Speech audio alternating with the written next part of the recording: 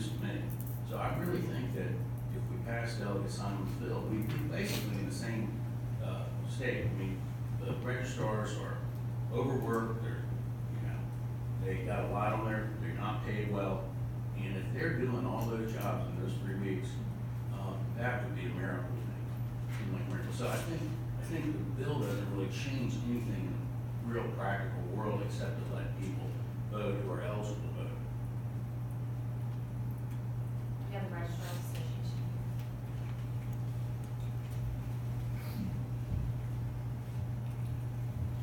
Good morning, everyone. Nice to see you again bright and early.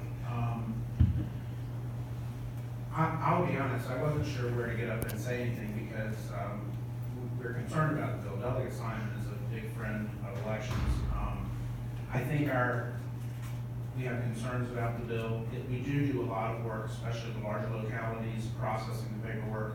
The deadline for registration is the 21 days before the election, and then we have applications that can come in for the 5 days thereafter if they don't have a postmark. So you have that going on. Plus you have the federal and overseas, the military and overseas voters who can come in during that time. A lot of us don't have constant processing. Some of the larger localities do have a backlog. I believe in 08, for example, Hampton was so overwhelmed with absentee applications, they didn't even get in some of the absentee applications until after the election. So the paperwork can be an enormous hassle. And I hope I'm not on the bad list with Hampton now. But it is not, I actually am intrigued by the bill. I think that a lot of it is doable. My concern is the resources and, as we discussed, because we spoke or emailed with Delegate Simon ahead of time, it's more of an issue of resources. One of the concerns about the bill is that people could come to the registrar's office on election day and vote, and that would be kind of overwhelming for us. But if you have a system where you have poll books that are online, and you can check people in, and you know if they're voting in different places and register them, I think it's doable with the technology we have. And just to reduce some of the comments I've made in the past, I think Virginia needs to figure out, instead of doing a bill at a time or rejecting a bill at a time, Virginia needs to back out, figure out what do you want to do. Do you want to have same-day registration? Do you want to have early voting? Do you want to have this? Figure out what the resources are, because a lot of it can be done. It's just a resource issue. I think that same-day registration is possible. I just don't think it's possible with what the state and the localities are budgeting for us right now. So the state needs to figure out, do you want same-day registration? And if so, you need to make sure you do it right. But I think the technology is there. I know some larger localities will have issues with the influx of applications. But again, technology can help with that to some degree. Is that it? So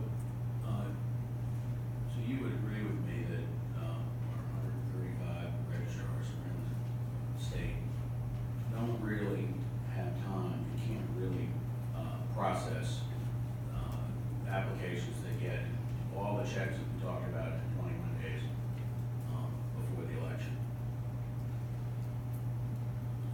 Well, we do not manually check each person. We put them in the system, in the voter registration system, which checks. We get a list of felons, for example, from the state police and the federal courts. We get a list of the incapacitated from the clerks. And so they're in our system, and so we process them. I would say the larger issue we have to deal with, especially the closer we get to close the books, is trying to resolve people who don't fill out the form right. For example, people who only give you the last 4 digits of their social, even though they are supposed to give you the full social that they've never registered before. I mean, I had someone apply for an absentee ballot once, and she gave me her driver's license because she'd been told she doesn't have to do her social. This bill would address that issue then, because they'd be right there to give you the whole social security number. If someone made a mistake on the application, they'd be right there to fix it. It would, but that's another thing that goes to the resources that are available, because if you have people, we are fine doing that. We can do all of this, but Virginia needs to understand that if you have people showing up on election day who have not done this ahead of time, we then have to do the checking about felon status, that kind of stuff, after an election, from the election day voters. And our certification is a week after the election. So if you go from say 50 to 100 provisionals to 500 to thousands of provisionals, those are ones then we have to investigate those and find out. And we would also have to make sure they haven't voted somewhere else. That's one of the concerns I've had is, for example, if I have someone who voted in York County, it's a provisional same-day registrant, and then someone voted, maybe they voted in Richmond, maybe not. We have to figure out how do we put this in so that I know they didn't vote in Richmond. Well, Richmond is a larger, or say Fairfax County, hundreds of thousands of voters. How do I know that they finished that task? So that I know that they didn't vote in Fairfax County, and I can tell my electoral board, yes, you can count bodies vote. He didn't vote anywhere else in the state. So the counties would have to have some deadline to put all those in, so then we can figure out where people voted, and then which one of those, if they did vote multiple times, which would be against the law, but I'm sure it'll happen, which one will count, and then process that. So so we can do that. It's just certification would have to change, because I don't think you're going to get a certificate. You're not going to get a local electoral board certification 7 days after the election with that kind of situation, I think, unless technology really increases. You have some other folks that. Oh, I'm fine. I was responding to questions. If you have any questions, let me know. I'll be here all day. I'm gonna ask you this lady one more question maybe later. Any more questions? Alderman Water? Yes, I had a question for the gentleman who's just up here. I heard Delegate Sickles say that registrars were underpaid, underappreciated, and maybe overworked. It sounds to me like we have a time impact and we have a financial impact. If we were to implement this bill, what would be the financial impact? To get the systems up so we fail-proof, absentee. Well, I really don't know what the state impact would be, because you would have technology changes, and I don't know I really can't speak to that. As far as the locality goes, the concern was I can't remember the proposed section number, but the section number that would allow people to go to the registrar's office or other locations set up by the local electoral board, because you would have people just flocking there instead of to a polling place to register. So that would basically mean, I think our offices, on top of what we're doing on election day, our offices would have to be set up in such a way that we could accommodate an influx. You would essentially be having at-large voting at the registrar's office or the other locations set up by the electoral board, which would require staff who have access to the registration system and can look people up. And those could be counted there, and you would then have to add those to the tallies for the districts. Again, it's not impossible, it's just that would be an additional cost at the local level. Chair, since he's here still here, Delegate Sickles? I just wanted to ask the head of the Registrar Association. On the off chance that this bill might fail tonight, and since we live in the 21st century, and you mentioned ways that this could happen, and that this is our most important fundamental right. Can the registrars work with the Department of Elections and the General Assembly here to bring us a plan so that we can have same-day registration in the future? I mean, other states are able to do this somehow without massive fraud. I mean, so just love to have your support in fixing this and making this happen this year. I don't mean to put Katie Boyle with Big O in the spot, but I think she is doing a budget amendment, or has asked that someone put in a budget amendment to look at financial costs and resources, and I think that focuses not just on the past, but the future. And frankly, one of my subtle hopes that I will not disclose to all of you is that I'm hoping it will become a vehicle to really analyze that kind of stuff. Because every year we come up here and, we have bills and it's either favor or oppose, and it's like, well, what does Virginia want? It's kind of like the Johnny Cash song, he built a 57, 58, 59, 60 automobile. Well, why don't we stop building a multiple-year automobile that you can't license anywhere? Why don't we just figure out what we really want? What is the technology that's allowed? What do other states do and do it? I mean, I think it's Colorado that has the poll books, for example, that communicate, I don't know if it's statewide, I don't know, maybe it's just in cities, but if they communicate statewide, that would be great. Of course, the problem we have is, you know, I was happy to hear what the governor talked about with broadband and getting people hooked up. Some parts of, I mean, we have polling places on the dog food aisle of stores. So, you know, the idea of having, you know, internet access for everyone is really nice. But how do we make that happen? And when you figure out these resource issues, you figure out your goal, and then what does it take to get to the goal, and then you implement it. And it's like a plan. You know, figure out what you want, and then a plan. That's crazy. Well, if I can get broadband, that would be great. I don't have broadband. I put in the bill. Okay, thank you for waiting patiently. Of course. I'm Anna Scholl with Parks, Virginia, and I apologize, I wasn't quick enough on my feet this morning. I do support the bill. I think Mr. Latham raised a great point, which is that we need to decide what it is that we want for elections. And I hope the answer to that question is that every eligible voter can cast a ballot with as few barriers as possible. The state has made incredible strides over the past few years in modernizing and digitizing our elections to make them run more smoothly, to make it more accessible for voters. And as people have pointed out, there are numerous other states that conduct same-day registration.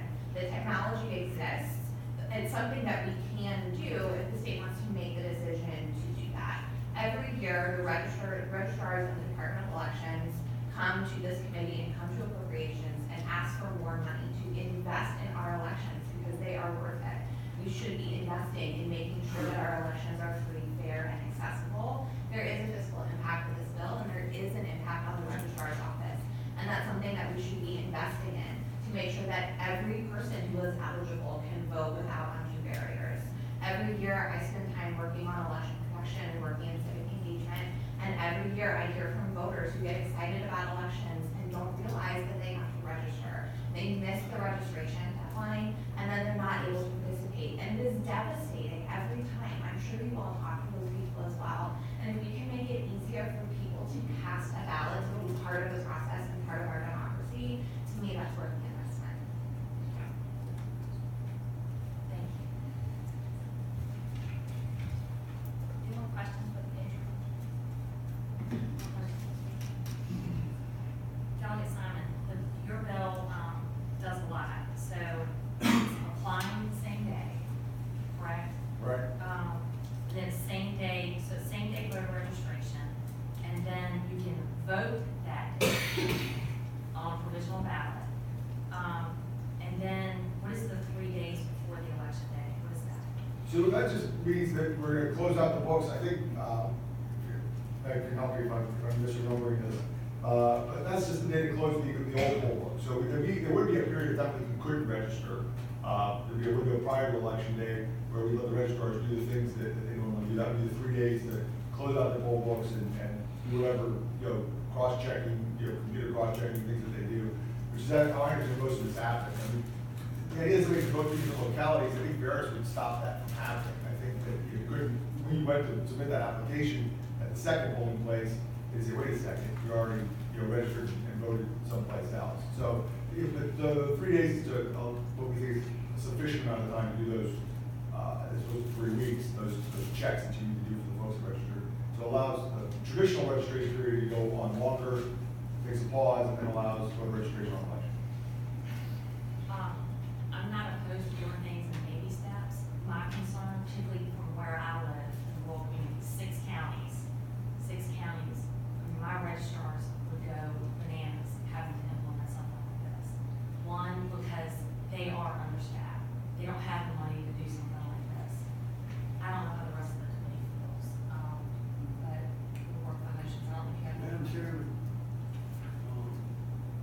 obviously, just, thank Delegate Simon for bringing this bill before us. I have some concerns which are equally yours. I know in my counties that I represent, it's the same situation that the chairwoman has. I think the first and foremost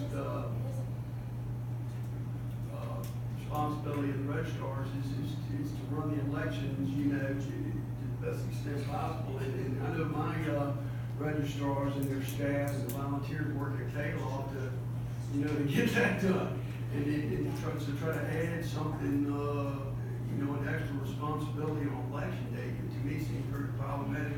Simon, with the the resources that we have. So I think this is one of those cases where we're kind of putting the cart in front of the horse. So again, I would like to see the General Assembly and the Appropriations Committee to maybe provide some greater resources to be able to handle this. Another concern I have is we have the 21-day cutoff now, but if we go to same-day registration, more and more people wait to just register on that day instead of the 21 days out. So, we kind of create a perverse incentive to, just wait the last day and show up. So again, for all of those reasons, Madam Chairman, I'm going to make a motion that we gently lay this on the table. Okay, we have a motion and a second to gently lay House Bill 1904 on the table. All of those in favor, please.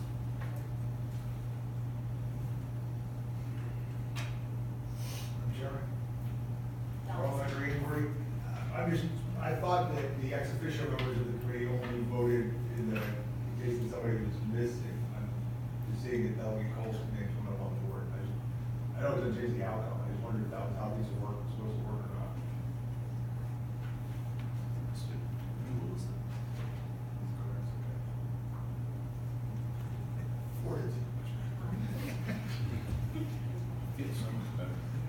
That's right. Next year. Thank you, Madam Chairman. Thank you, members of the committee. I appreciate your time and your thoughtful consideration this morning.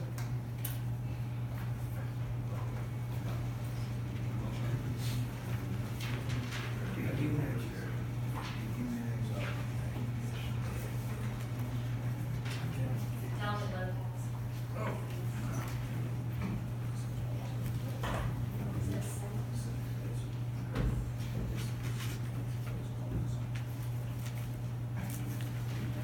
Morning, Madam Chair. Good morning. I'm Hey there, sorry. how you doing? Who am I? I wouldn't trust that guy. 2390, House Bill 2390. Yes, 2390, automatic voter registration. Americans' interest in elections increases as election day approaches, but many voter registration deadlines are often weeks before the election, creating a problem that disproportionately affects younger Americans and people in low-income communities who fail to register in time. In 2016, Americans under 30 years of age voted approximately 6% lower than the voting rate for all Americans. In 2012, Americans under 30 years of age voted approximately 8% lower than the voting rate for all Americans. Those gaps are even wider during non-presidential elections. Helping young Americans register to vote increases the odds that they will make a lifelong habit of electoral participation. It's the responsibility of the government, us, and its leaders to encourage public participation in our election, to make the process as accessible as possible to all Virginia citizens. This bill would create an automatic voter registration process for eligible Virginia citizens through the Department of Motor Vehicles, with the possibility to opt out for citizens who choose not to register. Citizens who go to the DMV to apply for a driver's license, or state ID, or to renew or replace a license or ID, or to change their address on their license or ID, would have their information electronically transmitted to the Department of Elections if they wish and don't opt out. Because of this electronic transmission, automatic voter registration not only encourage more participation in our elections, but would also make voter rolls more accurate, easier to maintain by switching from paper to electronic record. This strengthens the security of our voting system and reduces costs overall for the state, saving taxpayers money. Similar policies are already enacted in 16 states, including Alaska, Nevada, West Virginia, and since Oregon became the first state to implement automatic voter registration in 2016, registration rates have quadrupled at state DMV offices. Voting is a fundamental right for every citizen of the Commonwealth, and the protection of that right is vital to the foundation of our representative system. We should do everything we can to bring more voters into the democratic process and make it easier for them to exercise their right to vote. And as was just mentioned earlier, our local registrars, 133 of them, are overwhelmed, underfunded, understaffed. According to the fiscal impact statement, Department of Elections would be giving up some of their responsibilities to DMV with a very much easier process. If you want to actually help local registrars, if you want to actually help get more people onto the rolls, just like West Virginia, just like these other states, 16 states, and to make it easier for folks to participate in our representative democracy, think automatic voter registration is the way to go. Thank you, Dale, for this. Meg, can you tell us the process now that DMV is doing, and how this will change it, just for the benefit of our audience, and new members of the committee? I don't know if there's someone here from DMV or the Department of Elections, but I think they're probably better able to speak to what communications happen between those two agencies. Is there someone here from DMV that can explain the process now? I think that might be helpful for the audience. Thank you. Madam Chair, Sandy Jack from the Department of Motor Vehicles. The current process right now, when a customer comes into DMV, if they're doing a motor voter eligible transaction, they will be shown questions on the credit card screen that's placed in every window at a customer service center. The customer will be asked if they wish to apply to register to vote or update their voter registration address. If they indicate yes, they'll be walked through the questions on the screens in front of them. And then when they're finished, that information is sent electronically to the Department of Elections. That same process for customers who are doing online transactions. And that's done automatically. Yes, ma'am. Thank you.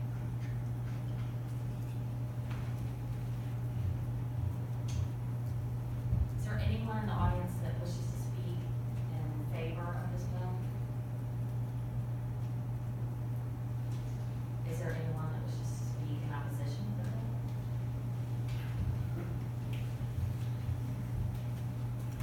Clever Wheel, Vice Chair of the State Board of Elections. With all due respect to Ms. Jackson, the problems in this past election, the year before that, and the year before that, surrounding the DMV and voter registration are legion.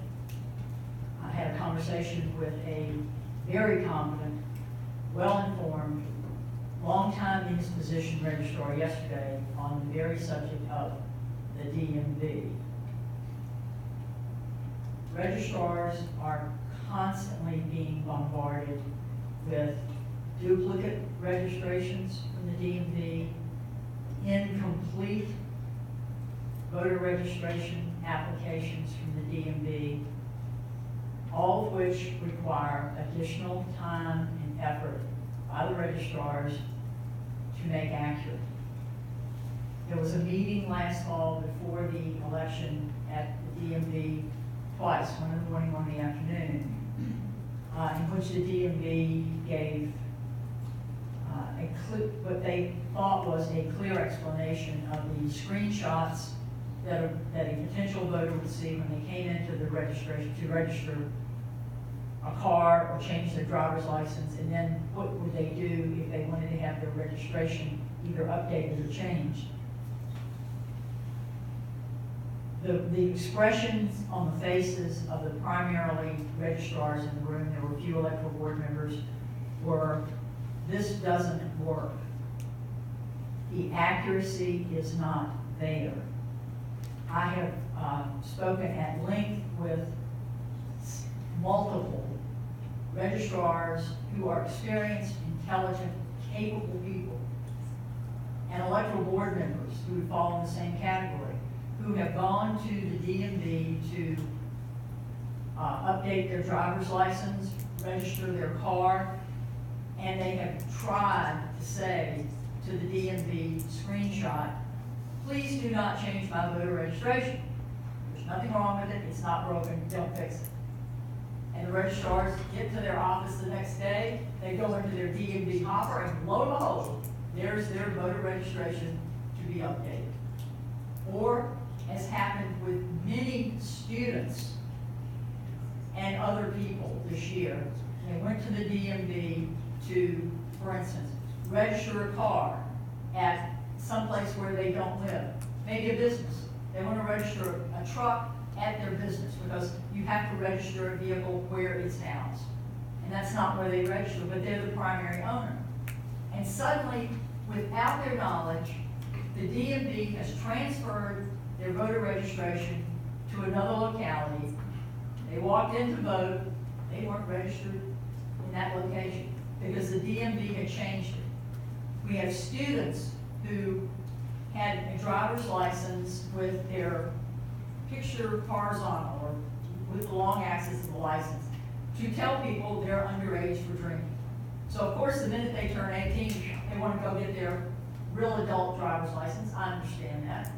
And their pictures changed, and they put their permanent address as wherever their permanent address is, where their parents live, where they go in the summer to sleep. And the DMV changes their registration. They walked in to vote and they weren't registered. I think we need to make sure that the DMV is doing the right thing before we give them another charge. They need to make right what they're doing now before they go on.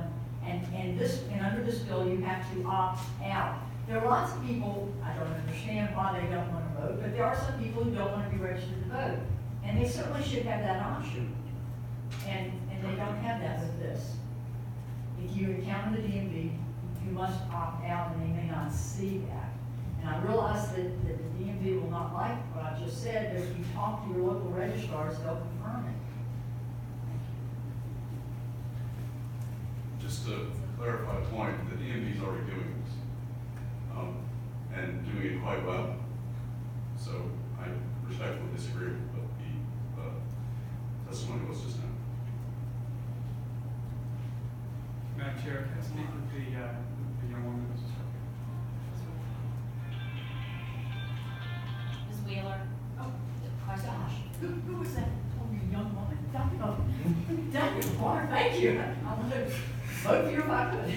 So these questions might seem off topic, but they're gonna help me make my decision. How long has DMV been involved with voter registration? Do we know this?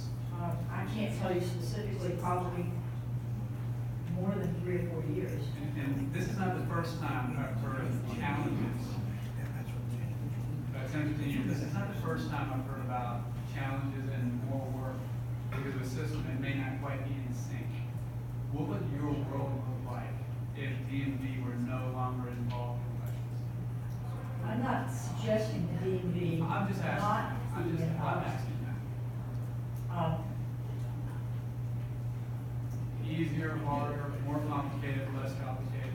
For some people, it would be a lot less complicated because you would send in a voter registration, and we have online voter registration straight to the Department of Elections, which anyone can access from any type of internet facility.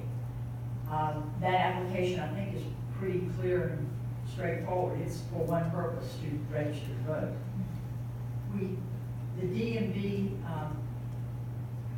I think, is doing a lot of very good things, and I understand with the voter federal law, they are charged with registering, but it's gotten very commingled, and it's not clear. The instructions are not clear to people who come in. They just want to do DMV car registration, license, then, step in this line, go through this process. If you want to update your voter registration, do this side. But we've gotten it, you can't separate them. And it's confusing for a lot of people. Madam Chair? Dr. McGuire? Well, I agree, DMV does a lot of good things, but thanks. I just have one more question for DMV.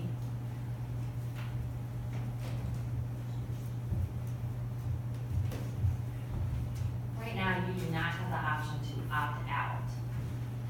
Right now, you are asked a yes or no question. Do you wish to send your information to the Department of Elections? If you say yes, it is sent. If you say no, it's not sent. So it's an opt-in program right now.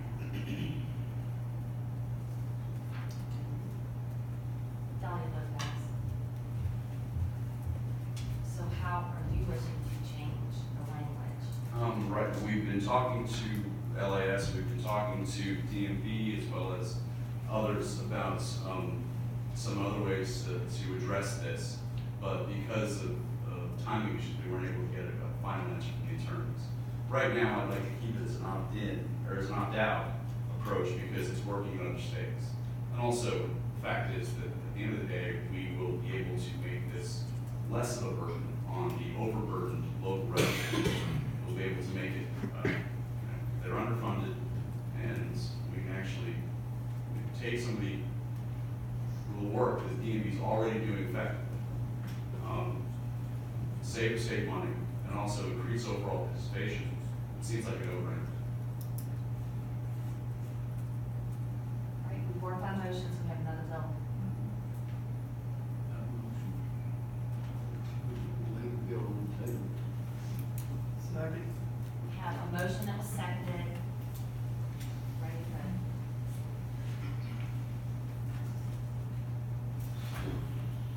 Thank you, Delegate Lopez. We were tied for a second. Thank you. Okay, one last bill. From a committee member, Delegate from Baltimore. Student voters. We're gonna hear House Bill 1795. Yeah, Madam Chair, members of the committee, House Bill 1795, unlike these last two bills, is a small bill. It would provide access to voter registration and voter registration information in schools. And the genesis of this is really two ideas. One is, we often complain about how young people don't participate in democracy. Schools are where we teach people about democracy. It's where we teach about history, government, and having access while they're learning about how democracy works seems like a way that we can hopefully bring up participation as well as at the university level. And the second genesis of this idea is that we have moved to a new accreditation standard where the portrait of a graduate includes citizenship among one's 5 C's. And so this can become a mechanism for schools to help bring that piece of the accreditation standards into the classroom. It's an option. I would like to emphasize that it's an option. I think at its minimum, what it does is that the school system just literally provide the access, and you hope that government teachers and people who are part of that process will make that part of their curriculum of learning politics, elections, and the democratic process. Madam Chair, Yes. I have a question for the Patriot. Back in the antediluvian period, when I was in high school, just a few short decades ago, I remember, of course, I was still 17 when I graduated. I was a youngster, but I was given a school an application, to register to vote. And so, I guess my question is, I'm surprised we don't have similar stuff going on many years later. I guess I'm just wondering if, what are we trying to fix? I assume it's still going on. That's a good question, David Fowler. I would say that from my experience, that's spotty, how much that, I get my students to register, but I teach government. For those that don't know, I get my students to register to vote or provide them the access and make them vote, register. But that's spotty, and I think this is just a mechanism that allows just another alternative, right? It allows another opportunity. We want people to vote, we want people to partake in the system. This helps bring maybe, what's the word for it, more emphasis on that part of accreditation from the school perspective. But like you, I had a teacher who did that, but not every teacher does that. And not every school does that, so that would be nice. Not every school has a good teacher like you. All right, let's hear from the audience. Those in support of the bill, please come forward. House Bill 1795. Madam Chairman, delegates, yes, Carol Malvito, women voters, and as I previously said, we encourage the voter registration, and we do in fact go into this high school, it's a very large county, and they are not getting that information automatically, so it's not in the system. So it would be far better if they did get that information, and we orient the students and get them registered and explain how they got the right to vote at 18. And so we definitely would think it's great to be in the curriculum, but provide that information.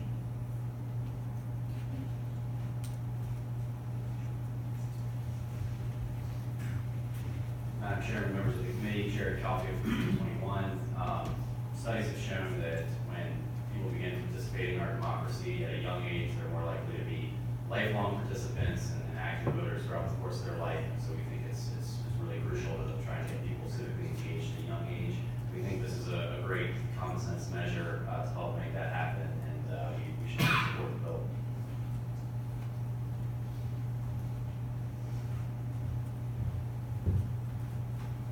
Madam Chair, members of the subcommittee, speaking on behalf of the Richland County Electoral Board, Robin Lynn, Secretary, I'm one of those people who was not given an opportunity to register when I was 17 or 18 or 19 or 20.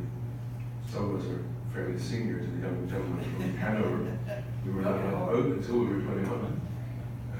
But I would like to say that we support this wholeheartedly. We realize that there are large localities that may not have the dedication of teachers like the patron, or that do not have the dedication to civil responsibility, civic responsibility. We would like to have as many people registered and participating as possible. And I say this with some pride that Richland County has once again demonstrated that it has the highest per capita turnout in the state. Thank you. Richmond City. What did you say? Richmond what? Oh, Gooseland. Gooseland. Just a little bit ahead of Kinsale. They don't vote for me, that's bad. Paul Latham, President of the Registrars Association and Registrar in York County. I contacted Delegate in Waldenburg, and we like the bill. The only change we were requesting is that it be clarified that the registrar is the one responsible for helping with the training. And this was particularly an issue for our registrars on our legislative committee, or at least the one who's on the phone call during our 3.5-hour marathon in the city of Bradford. And the reason for that is because they would be able to help kind of insert themselves into the process and help make sure that the registration applications are being completed accurately, completely, which then would help with processing them with fewer errors and not having to deny people. So that would be our only request. But otherwise, we like the idea. We don't have any objection to it. We think it's excuse me, a good idea. We just would like to be the ones responsible for it, since we'll be the ones having to process any problems. Madam Chair, Delegate Fowler. just a question, is there anything that prohibits registrars from contacting their local school divisions and setting up some type of voter registration? I'm not aware of one. Yes, there is. Our schools in York County are locked down, and the ones that aren't, I'm sure, around the state will more and more be locked down for security reasons. And whenever we do, last year we had a bill to try to open up the schools for voter registration drives so that we would not have to announce it publicly. Right now, the code requires that the places we do a voter registration drive be open to the public, and we have to announce it. And so I don't go in there and do voter registration drives. I have also contacted them, State Bar. I'm an attorney, and so I'm aware of weird publications that exist, and the Virginia State Bar has a So You're 18 brochure. And I try to insert myself into their process. I thought they'd be excited to have someone come and talk, but it turns out that they schedule things months in advance. And so it's kind of, get on the calendar, but it's also, another thing I get to do. And so I don't mind doing it, it's just another level of coordination. I actually don't think that we're not opposed to the high school thing. The thing that really kind of excited us was the idea of having it amended so that the registrars would be involved with the training at the colleges and universities, because they don't give us dorm addresses, for example. They just give us the mailing address for the college. And that can be a problem, because sometimes the dorm will indicate which precinct they should be placed at. And so trying to be involved in that process would help solve problems later. Instead of getting in August, piles and piles of applications that you then have to, deny or follow up on. So it would hopefully help, open up some communication for people. just to follow up on that, what, instead of a voter registration drive, just going into a civics class or a government class and explaining the role, and also, explaining to the children the voting process and how to, be included. I don't think you would be on lockdown for that. I think they would welcome you. Well, yeah, and I don't have to announce that. I will say I did that one time. I got a class, I got thousands of the So You're 18 brochures. And I was able to go to talk to one class, at Chad High, which is, I believe, the alma mater of the mayor of Richmond, which we are proud to claim. And, I can't say they were blown away learning about all of the So You're 18, what this means for a credit application.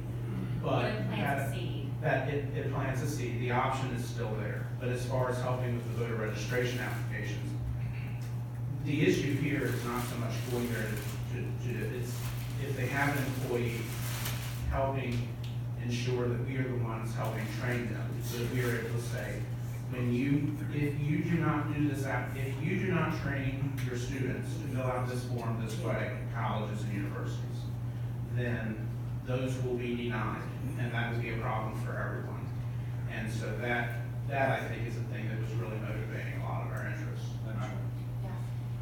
Can I ask the paper? Delegate Sickles. Would the paper be open to a line amendment to increase the involvement of the registrar in this education process?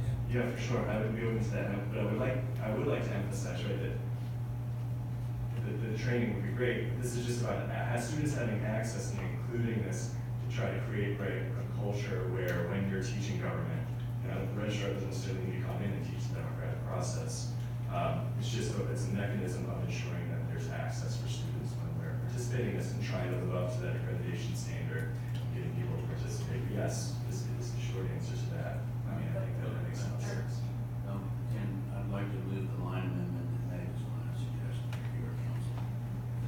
That's okay. Madam Chair, Delegate Sickles, on line 19, after trained, I would insert by the local general registrar. And then on line 28, after trained, insert by the local general registrar. Meg, can you just read those one more time on line 19? Sure. On line 19, after trained, insert by the local general registrar. And then on line 28, after trained, insert by the local general registrar. Do I have a motion on accepting the amendments? So moved. Is there a second?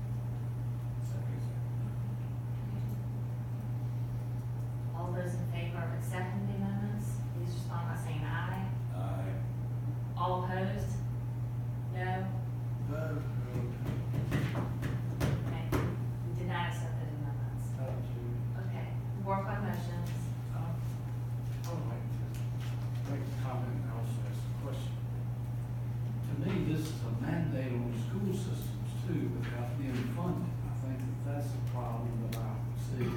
The other thing is that and I still do, speak to many government civic classes at high schools and encourage them. Nothing has stopped that, and registrars right now are free to do this. I don't see this as a problem, but I don't know what we're trying to fix, what I'm saying, because it already is done in a lot of places, but I think the biggest problem I have with it is a mandate on, it says that it requires each public high school and public institution of higher education to do this. So I think it's a mandate, that's the only reason that I feel that I can not vote.